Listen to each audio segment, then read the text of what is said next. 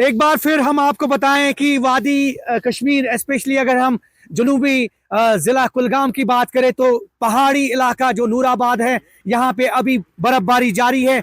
आप ये देख सकते हैं मेरे पीछे सफेद चादर बिछ गई है, हर तरफ हर सू सफेद ही सफेद बर्फबारी के मनाजिर जो है यहाँ आप देख रहे हैं। और पूरी दुनिया इस वक्त देख रही है कि किस तरह से जनूबी कश्मीर के जिला कुलगाम में इस वक्त बर्फबारी जारी है। हम इस वक्त मौजूद हैं जिला कुलगाम के पहाड़ी सब डिवीजन नूराबाद में, और यहाँ के मनाजिर आप तक पहुँचाने की कोशिश कर रहे हैं हम। और ये आप देख रहे हैं खूबसूरत मनाजिर हैं, हर तरफ बर्फबारी, सफ़ेद चादरें जो हैं, और कुदरत मेहरबान है। और ऐसे में चिलई कलान का इख्तिताम जो है वो कल हुआ, और ऐसे में बर्फबारी भी हुई। हालांकि बहुत ज़्यादा ज़रूरत थी इस बर्फबारी की। अगर हम बात करें हॉर्टिकल्चर एग्रीकल्चर सेक्टर की, तो बागबानी शोबे और ज़राअत के लिए ये बर्फबारी काफ़ी अहम थी।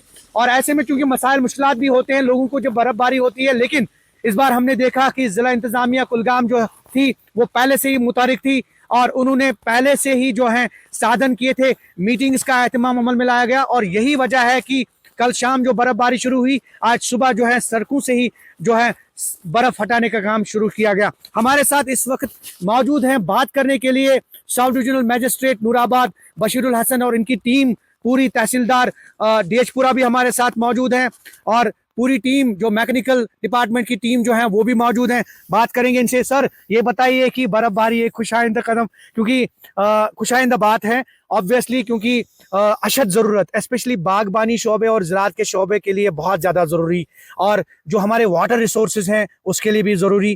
क्योंकि हमने देखा कि जो एक्सपर्ट्स कह रहे थे कि कहीं ना कहीं इस बार शायद पीने के पानी के हवाले से, ज़राअत के हवाले से, या फिर बागबानी के शोबे के हवाले से काफ़ी मुश्किलात पेश आ सकती हैं, लेकिन कुदरत मेहरबान। और ऐसे में बर्फबारी, क्या कहना चाहेंगे? देखिए भी, ये बहुत ही खुशाइन बात है कि आज फिर से आपने देखा कि चिलई कलान के पहले हफ्ते में बर्फबारी हुई थी। तकरीबन हमारे दमाल हाजीपुरा में तब 2 फुट के करीब बर्फबारी हुई थी। उसके बाद बिल्कुल ये चिलई कलान का जो पूरा जो 40 दिन 38 दिन तक बिल्कुल कोई बर्फबारी या बारिश नहीं हुई। तो बिल्कुल ये तो एक खुशाइन बात है, और इससे जो एग्रीकल्चर और हार्टिकल्चर सेक्टर में बहुत ही एक इसमें एक खुशाइन बात है लोगों के लिए। क्योंकि आपने देखा कि बागात जो बाग मालिकान थे जो वो भी बड़े परेशान थे, लोग भी बड़े परेशान थे। तो ये अल्लाह का फजल है। तो आप देख रहे हैं कि इस वक्त हमारे जो अपर रीच में तकरीबन 1 फुट के करीब बर्फबारी हुई है।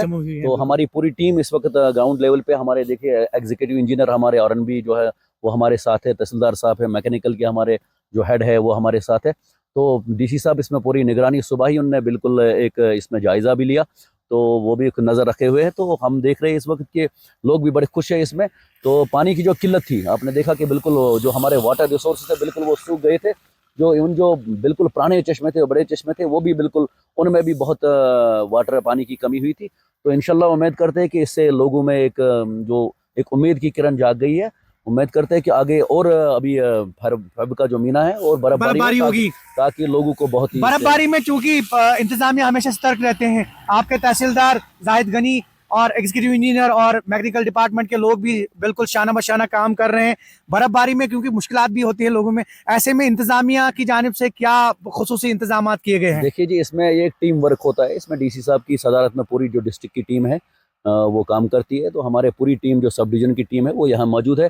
तो हमने इसमें एक कंट्रोल रूम भी बनाया है ऑलरेडी। जो भी मेडिकल इमरजेंसी जहाँ भी कहीं होती है तो वो तुरंत उनके लिए हम, चाहे एम्बुलेंस हो, चाहे जहाँ बर्फ़ ज़्यादा हो, तो हम जेसीबी वगैरह भी भेज सकते हैं।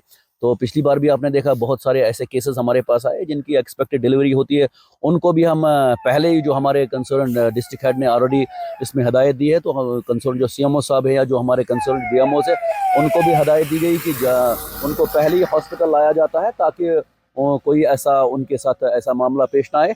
तो इसमें इंशाल्लाह हमारी ये तमाम डिपार्टमेंट जो एसेंशियल सर्विस है, चाहे वो पीडीडी है, चाहे वो मैकेनिकल है, पीएमजीएसवाई है, हमारे आरएनबी के हमारे जो एग्जीक्यूटिव इंजीनियर साहब है, बाकी जो पूरी टीम है। बर्फ जमा होने के हवाले से क्या खबर है, अभी क्या एक्यूमुलेशन है, स्पेशली अगर हम बात करें हमारा सयाहती मकाम अहरबल या दीगर जगहों की? अहरबल में तकरीबन 1 फुट के करीब बर्फ जमा हुई है। तो जो अपर रीच हमारे ऊपर जो सब डिवीजन का एरिया है, वहाँ तकरीबन हर एरिया में 8 से 10 इंच या 1 फुट भी वहाँ किसी एरिया स्नो में क्लियरेंस साथ साथ बिल्कुल बिल्कुल तकरीबन हमारे P1 तमाम रोड क्लियर हुए हैं, आपने खुद भी देखा।